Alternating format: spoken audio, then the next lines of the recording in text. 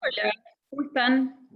Bueno, clase de hoy, clase número 5 de Derecho 2. Vamos a ver lo que es el acto y hecho administrativo. Vamos a ver un poquito cómo se expresa la administración pública, provincial o nacional, cuáles son sus elementos y las características que componen a estos actos administrativos, que no dejan de ser actos jurídicos. Así que ya vimos un poco lo que era el derecho administrativo, vamos a ver ahora cómo se expresa la, eh, la administración pública. Nosotros sabemos que la, la administración o el poder ejecutivo se va a manifestar en base a dos posibles actividades que puede llegar a realizar. Ambas dos las conocemos todos. Primero la política, es decir, el Poder Ejecutivo actúa como poder político y va a realizar actos de gobiernos políticos o institucionales que, ¿por qué? Para desarrollar, digamos, las políticas o el objetivo o los objetivos que pretenda desarrollar el Estado.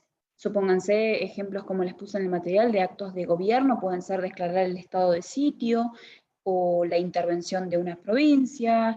Más comunes son el nombramiento de los funcionarios, bueno, y una serie de actos, digamos, que son considerados más bien políticos. Que estos actos, por ser actos políticos, en principio no van a ser revisables judicialmente como si lo son los actos realizados en base a la actividad administrativa. ¿Por qué? Porque cuando la administración pública funciona como poder administrador y realiza actos administrativos, estos actos van a estar limitados por la ley. Acuérdense que nosotros ya vimos que el derecho administrativo estaba, debía basarse, digamos, en los principios de legalidad y de subsidiariedad. Entonces, a esta actividad administrativa estar limitada por la ley, los administrados van a poder tener como defensa la vía recursiva para poder proteger los derechos que estén avasallados en base a esta función administrativa.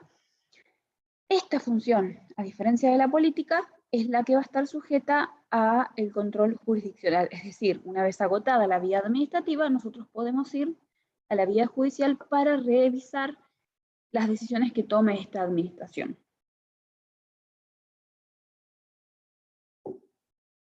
¿Cómo se va a exteriorizar la función administrativa? Como ven ahí, a través de los reglamentos, a través de los simples actos administrativos, a través de hechos administrativos, contratos administrativos, y quinto, aunque no puse el número 5, los contratos administrativos. Los reglamentos tienen que ver con declaraciones unilaterales que haga la administración y que produzcan efectos jurídicos generales en forma directa. Los simples actos de la actuación de la administración tienen que ver con declaraciones internas que hagan la administración. Los hechos administrativos es la manera de ejecutar o de darle una realización a los actos administrativos que desarrolla la administración. Los contratos administrativos, que pueden llegar a realizarse con los administrados o con particulares, y el que interesa hoy tiene que ver con el acto administrativo, que tiene que ver con esta declaración unilateral que realiza la administración pública, que va a producir efectos jurídicos individuales en forma directa. Es decir, cuando un órgano del Estado emite una declaración en ejercicio de la función administrativa que tiene ese Estado, y caracterizada, como ya habíamos visto, por este régimen jurídico exorbitante al derecho privado, vamos a decir que está realizando un acto administrativo siempre y cuando produzca efectos jurídicos individuales con relación a terceros.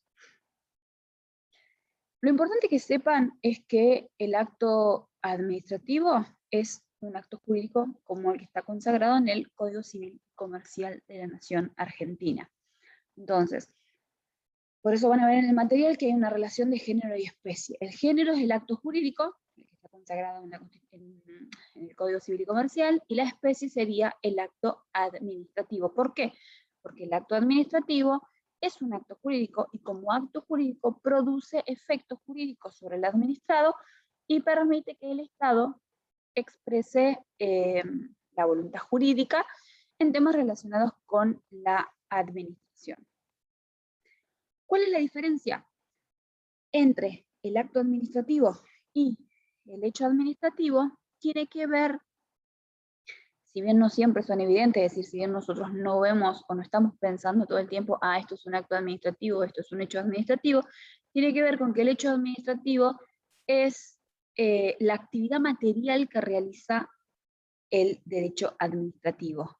En cambio, el acto es la exteriorización o la declaración en el plano jurídico de esa voluntad. A ver, supónganse, estamos realizando una licitación pública, el acto jurídico va a ser todo el procedimiento, digamos, que se arme para que culmine con el dictado del instrumento legal que dé nacimiento a esa licitación pública. Ahora, cuando nosotros ejecutemos, supónganse, era para construir un puente, cuando nosotros hagamos ese puente, estamos realizando un hecho administrativo, estamos materializando lo que se hizo a través del acto administrativo, que es la expresión de voluntad de la administración pública. ¿Cuáles son los elementos del acto administrativo? Nosotros vamos a ver que tenemos dos elementos, o dos clasificaciones en realidad de elementos. Los elementos esenciales y los elementos accesorios o elementos accidentales. Los esenciales tienen que ver con esto primero, que los van a encontrar en los artículos 7 y 8 de la Ley de Procedimiento Administrativo. Y en este caso, si falta alguno de estos elementos o requisitos, este acto administrativo va a ser nulo de nulidad absoluta. Es decir, no se pueden subsanar, no podemos reemplazarlos. Y acá vamos a encontrar la competencia, la causa, el objeto, la forma, la finalidad, la motivación y el procedimiento. En cambio, los elementos accidentales sirven para ampliar o restringir el contenido del acto, y ahí van a encontrar el plazo, el modo y la condición, que no son elementos esenciales.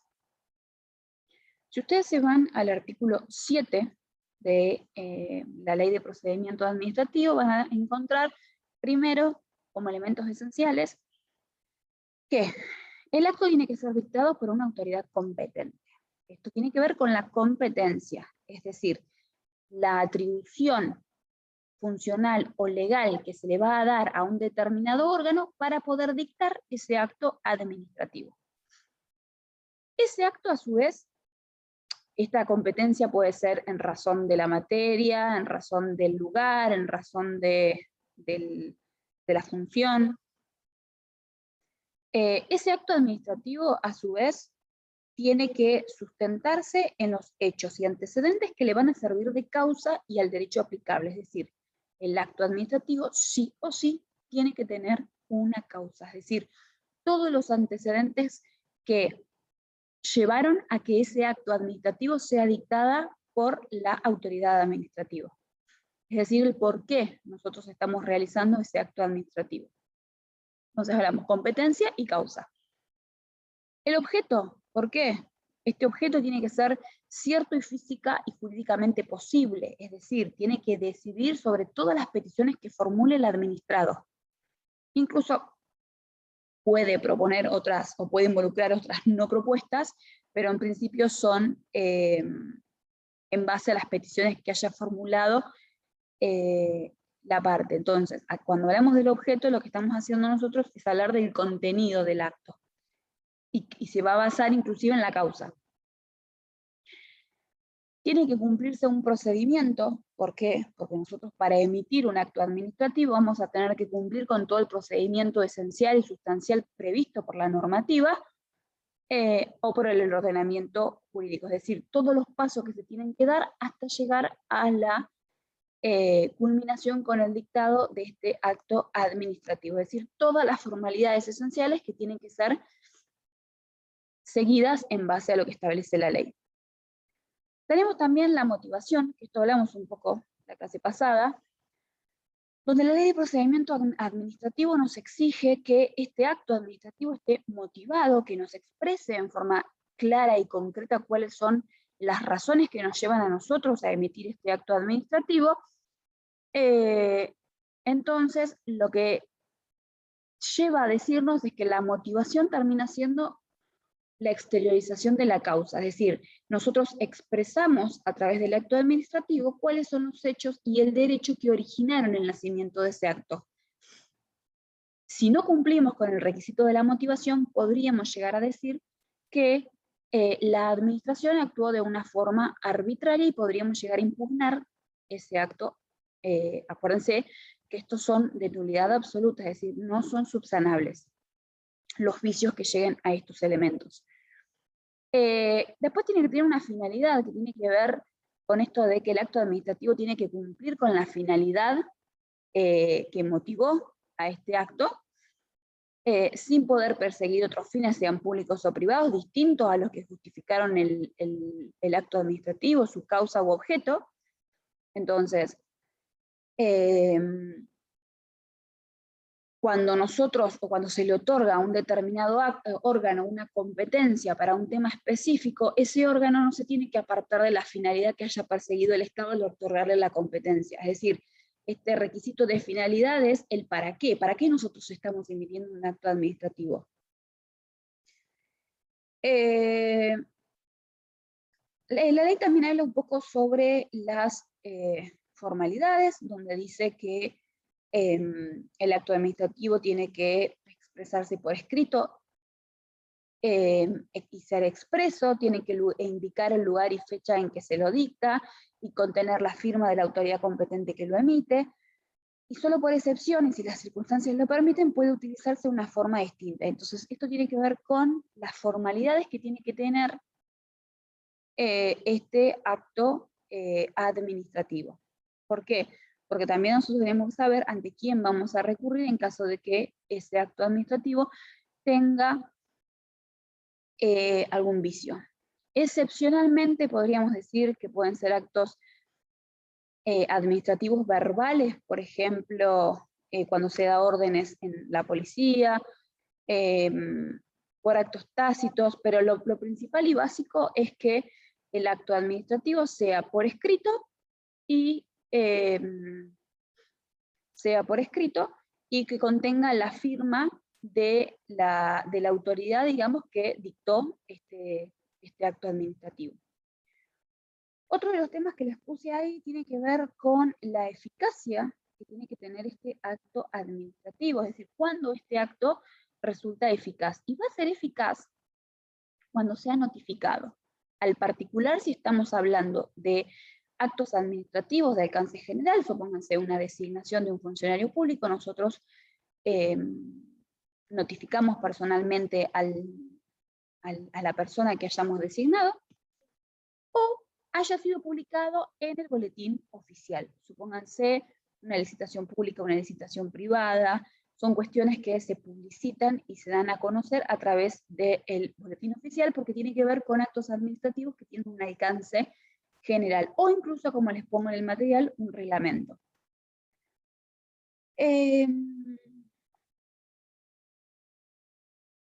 Esto en base a los elementos sustanciales.